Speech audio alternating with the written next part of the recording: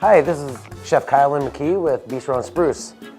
Today I'm going to be making a roasted tomato bisque, and I'm going to be garnishing that with a zesty ranch creme fraiche. First thing we're going to do to start this is we got to roast off our tomatoes. For this recipe, I'm going to use about 6 large tomatoes.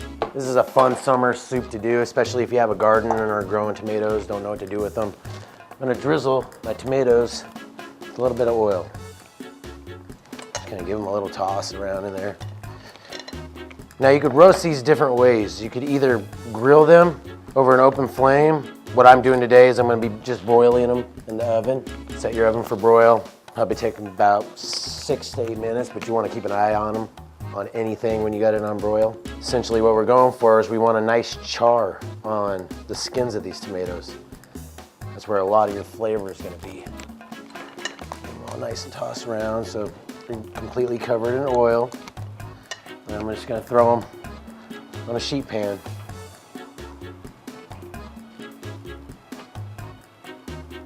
Go directly in the oven.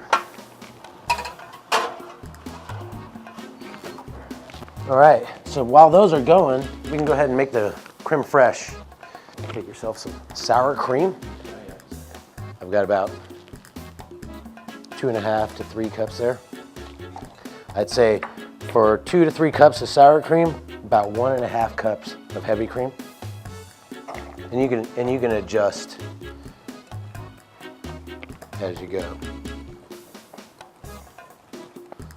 So once you get to the consistency you want, which is about a yogurt consistency, somewhere around there, you want it to be able to squeeze out of a squeeze bottle here. We're gonna go ahead and grab our seasoning. Now with this one, I went with a creamy ranch seasoning. We have creamy ranch seasoning here for the creme fraiche. I'm gonna use about 2 tablespoons of the seasoning. And with this creme fraiche, you can make the consistency however you like it. You can make it runnier. I like it a little thicker. It sets on the soup better. You could either dollop this on top of your soup, or you could put it in a squeeze bottle and make yourself a creative little swirly on top of it and do all sorts of cool things with toothpicks and stuff. So we'll just set that aside. It'll be all right. And wait for our tomatoes to roast. I'm gonna go ahead and pull these out now. Like I said, you can go a little darker if you want. If you want some more caramelization on there, you can see on the bottoms of them, I got a nice char going on. Sometimes the stems will just fall out. If not, you just work a knife around. You can take the stems out before. I just left the stems in. I have no problem pulling them out with it. Some people like to take the seeds out of the tomatoes. I like to keep the seeds in. Some people like just more of like a pureed soup without the seeds in them. I like all the flavors of the tomato. We go 3 at a time in this. All right. So just get that nice and pureed up.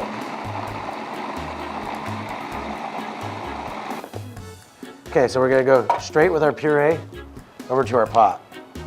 Pour the puree into the pot. Go ahead and do the other 3.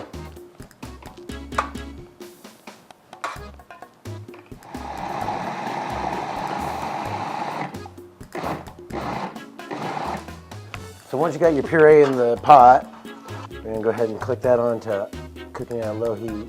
While that's cooking, we'll go ahead and add the seasonings to it. I'm using the Italian blend, 2 tablespoons of the Italian blend, Uncle Dan's Italian seasoning. Then I'm gonna go ahead and add a little bit of tomato juice.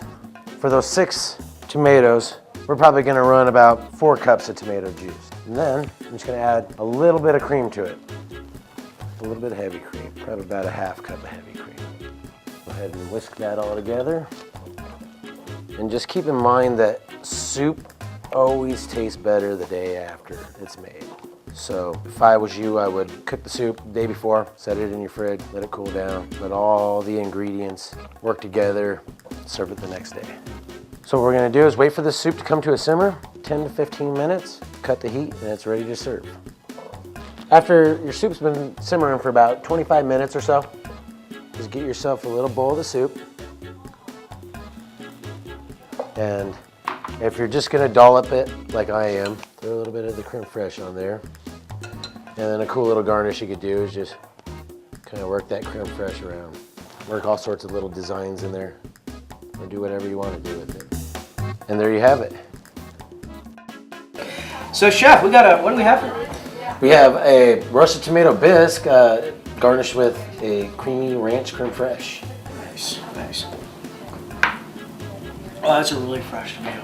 Mm-hmm. I like the way you prepared this too. You just took the whole tomato, roast it off in the oven, throw it back, throw it in the Cuisinart, blend it up. You got this nice mash. And you used, what did you, Uncle Dan's season you use in here?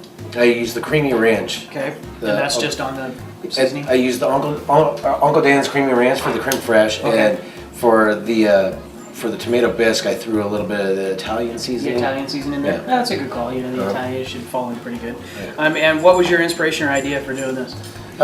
Summertime.